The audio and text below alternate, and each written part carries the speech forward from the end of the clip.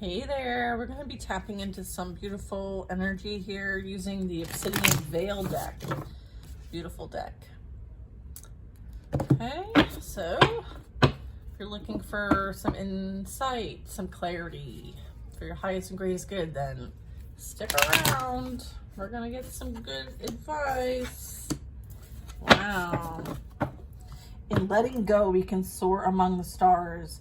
A captive of my own prison, I gaze upon the world with longing.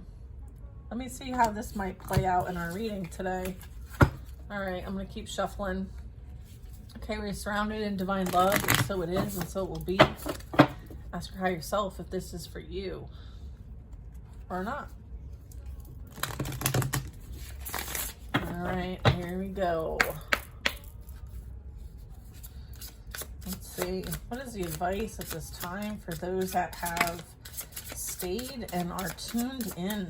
May you click the like button so that we know you're here. Okay, Mary Laveau. My spirit dances with the rhythms of healing and pain. We have Changer. In letting go, we can soar among the stars. We have Hanya. Beware, for beneath the mask of rage lies a sorrowful soul. Interesting.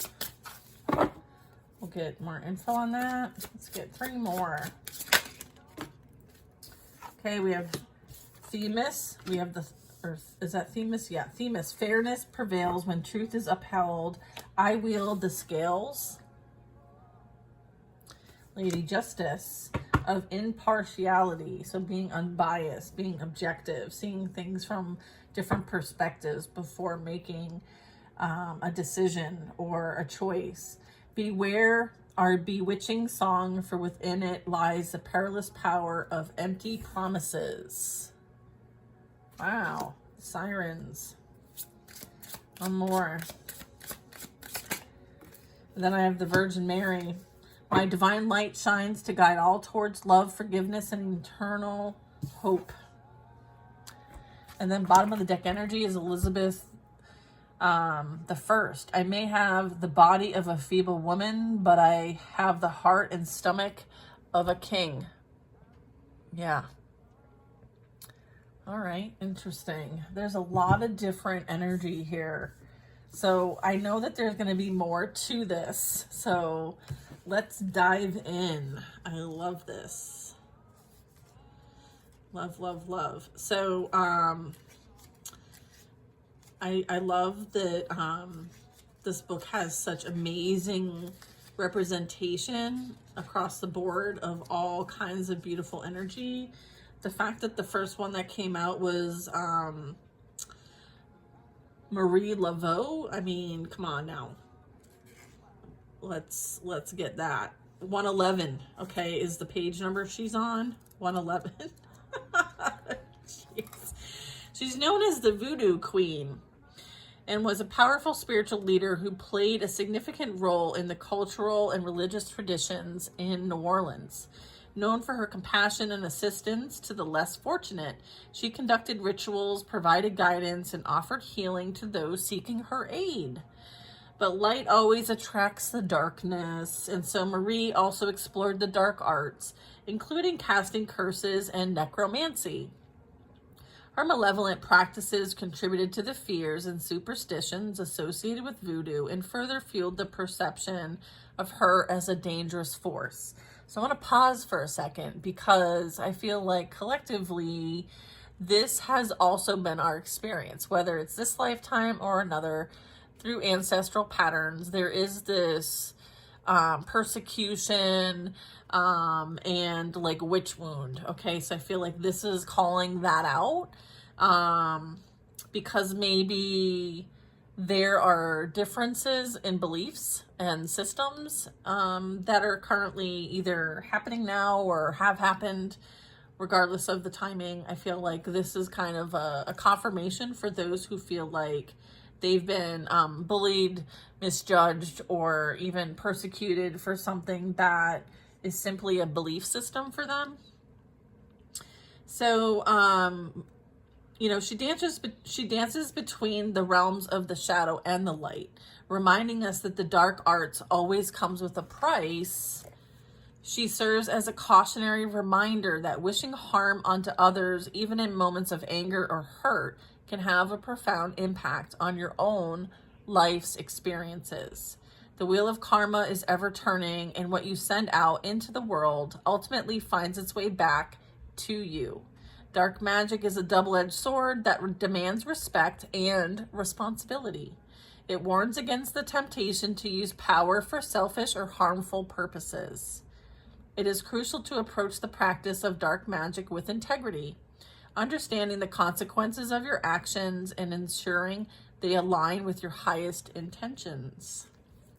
Okay, interesting. I feel like that needed to be called out for a particular reason, but I do feel, though, it's a reminder that we all have creative accountability when we are here, okay? And so there's that call out, right? Because none of us are perfect.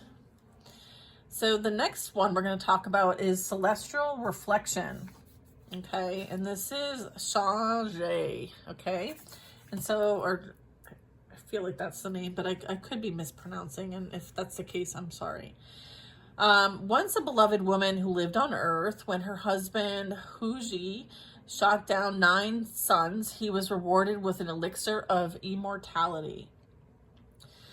Fearing its misuse, was consumed the elixir and ascended to the moon, where she would reside for eternity. In her lunar abode, Change became the moon goddess, where she marvels at humans on Earth, longing with hope that one day she would be reunited with her one true love. Okay? Change represents the pursuit of transcendence and the price one may pay for it. She has become a symbol of unattainable desires and the longing for a reunion. So this is speaking to unrequited love, encouraging us to reflect on our attachments and expectations and the price we are willing to pay for our own ambitions at the cost of others. This card indicates a need to reflect on the sacrifices you have made or may need to make in your life.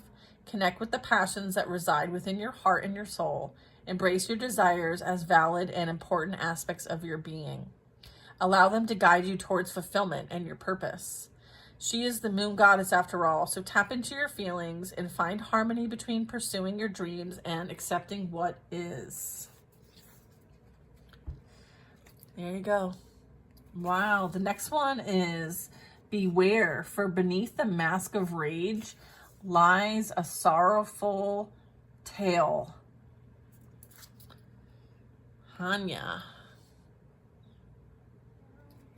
Okay.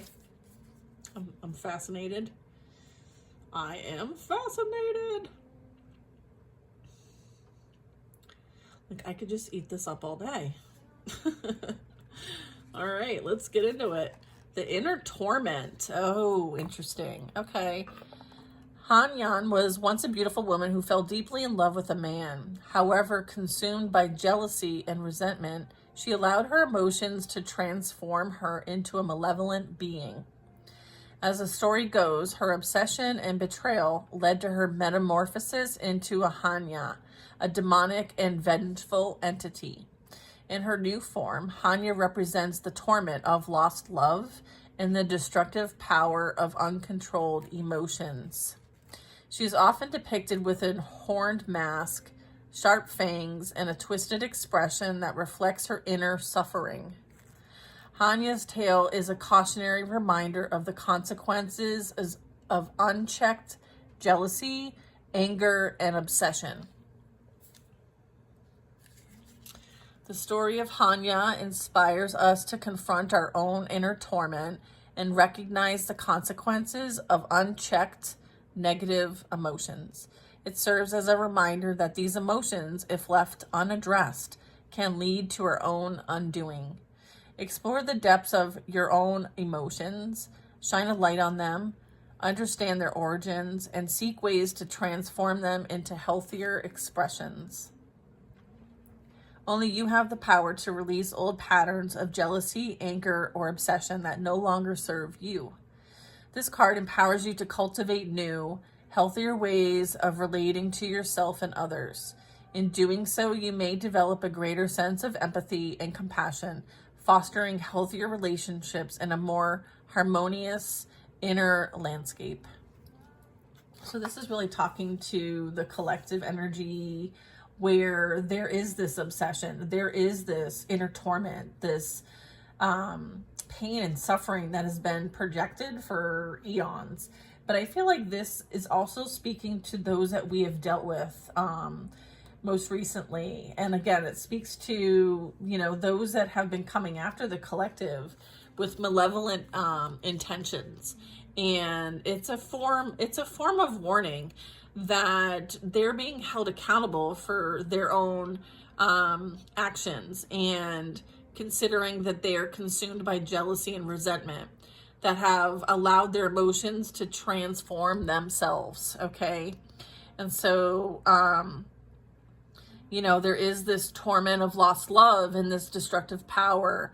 And, you know, someone who might have wanted to control others, right, for their own personal gain, I feel like is realizing that there's some deeply rooted things here that really result in uncontrolled emotions, and really is needs to be checked. So the next one we're going to talk about is Themis, I think. I'm going to practice my pronunciation of these names. Let's see, where's this one?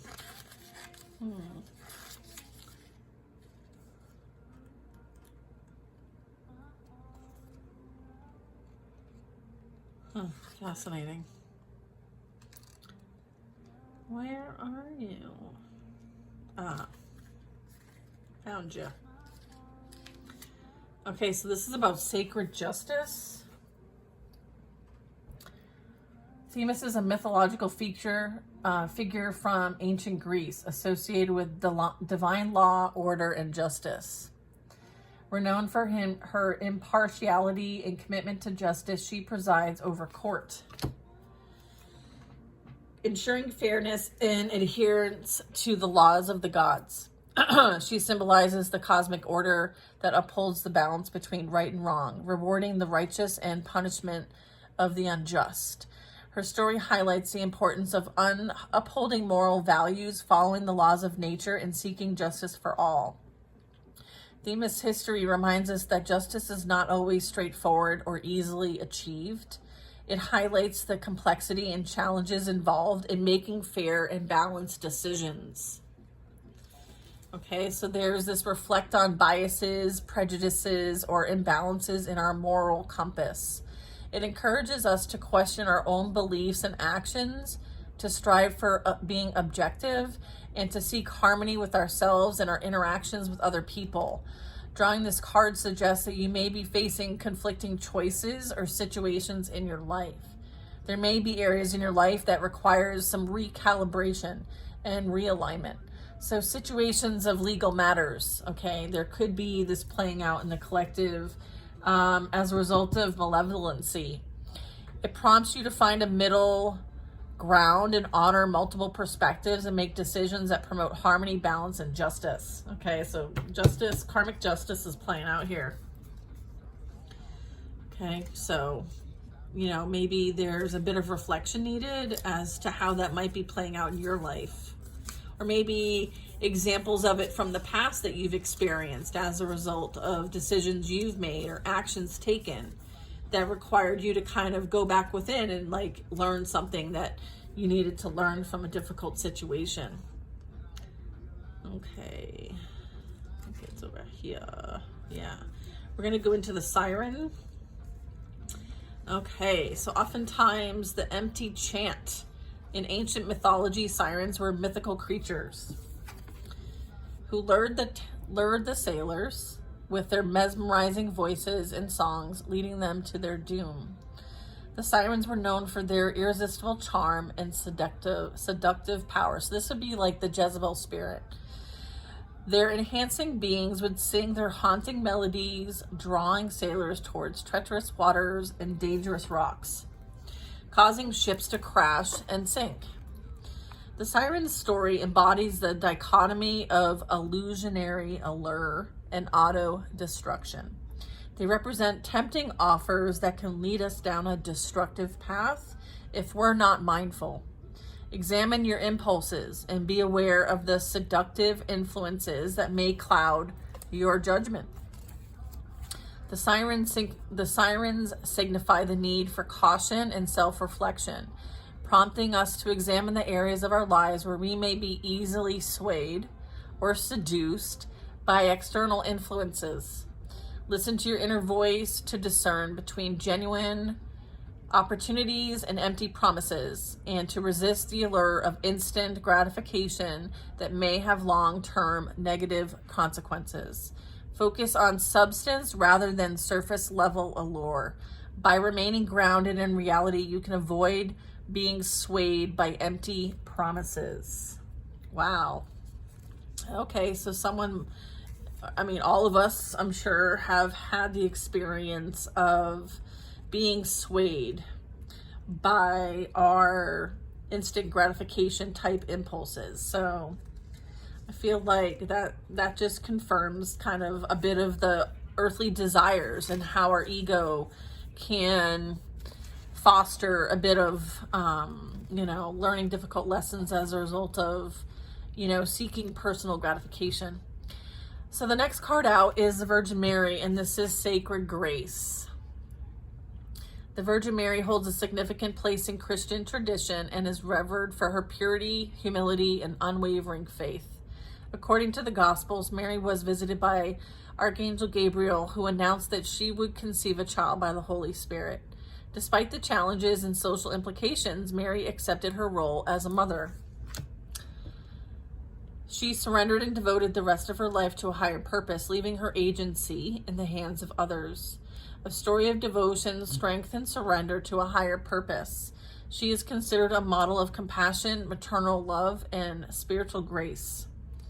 The Virgin Mary reminds you to trust in the higher power and surrender to the divine guidance that is available. You are supported and protected on your spiritual journey. So as long as you do not lose yourself to others and dim your own light for that of theirs, you may be experiencing a period of divine intervention or spiritual awakening. Miracles and blessings are unfolding in your life. Open your heart and trust in the path that is unfolding before you, even if it may be challenging or uncertain. Find solace in the knowledge that you are held and supported by divine presence. Wow. Beautiful messaging here. And it's like remembering, like, you're infinite. Elizabeth, I may have the body of a feeble woman, but I have the heart and stomach of a king. Don't underestimate yourself. Okay? Ever.